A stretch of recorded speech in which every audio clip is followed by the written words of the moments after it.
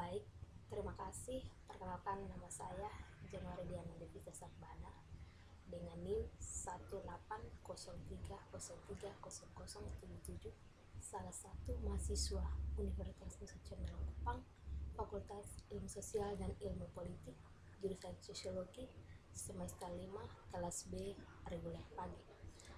Pada video kali ini, saya akan memaparkan materi, yaitu salah satu mata kuliah dalam semester ini, yaitu gerakan sosial yang diasuh oleh Bapak Lazarus Jahamad.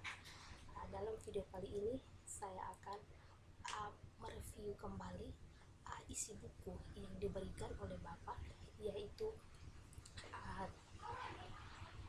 buku teori buku gerakan koperasi. Adapun hasilnya sebagai berikut. Yang pertama, sejarah dan teori kerjasama.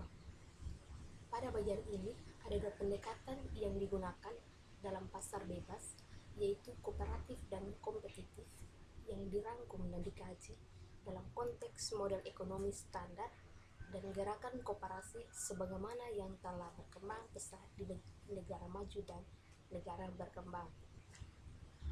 Sejarah dan teori dari gerakan koperasi. Dengan munculnya gerakan koperasi ini telah merubah jutaan orang dengan jalan kehidupan yang berbeda-beda di seluruh dunia.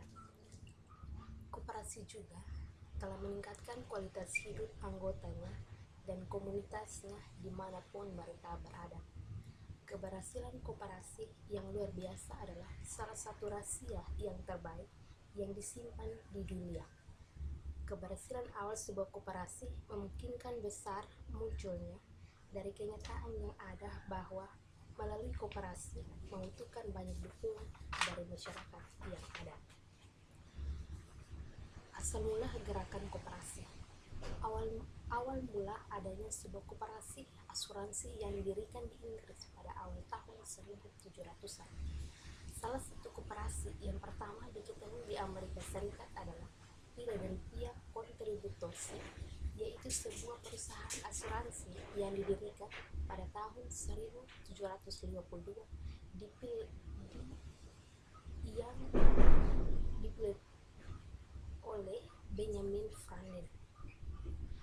Kontribusi adalah perusahaan yang memiliki bagian yang sama sebesar dengan jumlah besar pembisnis, pedagang, dan profesional.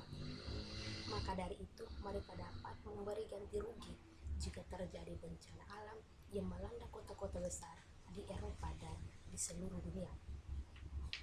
Keberhasilan awal dan popularitas kelompok Rockefeller menyebabkan peningkatan jumlah koperasi di benua Eropa, terutama di Belgia dan Jerman pada tahun 1448 sampai 1869. Pada tahun 1991, gerakan India yang terbesar di dunia melaporkan ada 401.139 koperasi dengan jumlah lebih dari 166 anggota. Pada tahun 1889,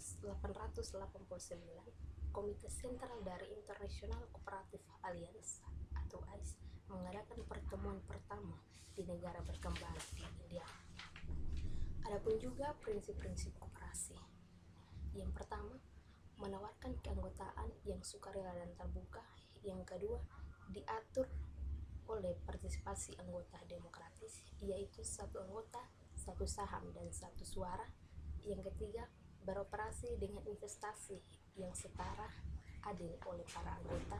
Yang keempat, tetap bebas dari intervensi dari pemerintah atau kekuatan luar lainnya, misalnya korporasi. Yang kelima, mendidik anggotanya dan masyarakat tentang sifat, prinsip, nilai, dan manfaat koperasi. Yang keenam, mendorong kerjasama antar koperasi. Dan yang ketujuh, melindungi lingkungan dan kontribusi pada pembangunan masyarakat yang berkelanjutan. Yang berikut jenis-jenis koperasi. Yang pertama, produsen koperasi. Yang kedua, koperasi nilai tambah. Yang ketiga, koperasi supply atau distribusi. Yang keempat, layanan koperasi. Yang kelima, koperasi retail atau konsumen. Yang keenam, koperasi pekerja. Yang ketujuh, koperasi perumahan. Yang kedelapan, koperasi keuangan. Ada juga tiga mode dalam pencapaian sebuah perbandingan kerjasama, yaitu ada persaingan, yang mana kita ketahui persaingan dapat didefinisikan dalam istilah permainan di mana banyak pemain berusaha mengumpulkan poin dan menang dan mendapatkan lebih banyak poin dari yang lain. Yang kedua, kerjasama, yang diartikan sebagai pemain, tetapi inilah pemain yang mana semua pemain berusaha mengumpulkan poin untuk seluruh kelompok dengan menggunakan kemampuan dan bakat unik mereka. Yang ketiga, upaya individu, yaitu upaya yang tidak melibatkan interaksi sosial sama sekali. Yang berikut, mode ekonomi standar dan globalisasi. Perlu kita ketahui konsep pasar bebas yang disebut mode ekonomi standar. Ada dua asumsi penting yang tertanam dalam mode konseptual ini. Yang pertama, terdapat informasi yang gratis, terbuka, lengkap, dan instan yang tersedia untuk semua pembeli dan penjual barang dan jasa.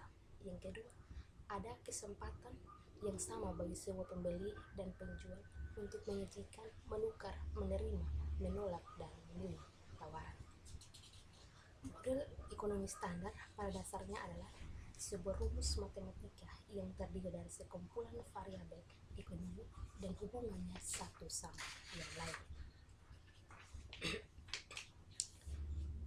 Mode standar ini atau mode gabungan, asumsi baru dan lebih spesifik ini adalah yang pertama, pertumbuhan yang diukur dengan produk domestik bruto atau PDB akan mengurangi kemiskinan. Yang kedua, perdagangan antar dua negara sepenuhnya stimulus.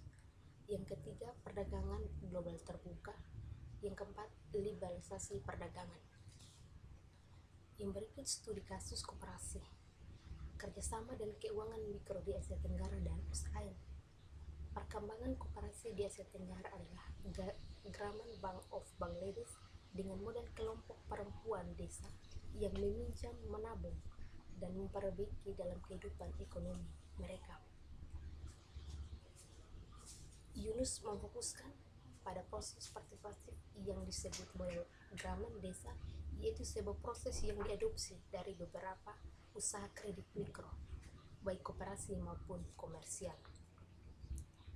Yunus mulai menerapkan program kredit berkelanjutan bagi masyarakat miskin di dalam naungan pemerintah Kementerian Koperasi.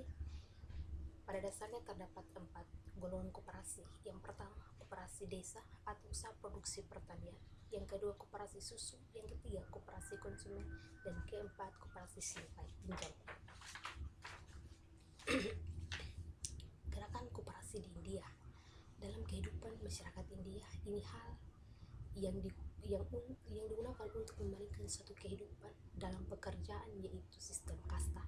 Dalam sejumlah orang yang tidak cocok dengan yang lain karena salah satu dari sistem kasta ini, yaitu ada kasta Brahmana, Ksatria, Visas, dan Sudra. Bagi masyarakat India, sistem kasta tetap menjadi inti dari kehidupan orang India. Dengan mengikuti jalan kehidupan masyarakat India, akhirnya telah menemukan satu cara yang mempersatukan perbedaan yang ada dengan munculnya sebuah koperasi ASP Akuram Sanggaman Porang untuk menawarkan berbagai bagi mereka yang miskin dalam kehidupan ekonominya. Yang berikut, Mondragon Besgue pengalaman kerjasama. Mondragon adalah kesuksesan awal yang menimbulkan sebuah komitmen tingkat tinggi organisasi untuk memulai penerapan prinsip dasar mereka secara konsultan. Adapun 3 tahap dalam mengembangkan suatu proyek, yaitu pertama, kapitalitas pekerja melalui koperasi pelatih teknis. Yang kedua, koperasi perusahaan manufaktur baja. Yang ketiga, pembentukan lembaga operasi kredit keuangan.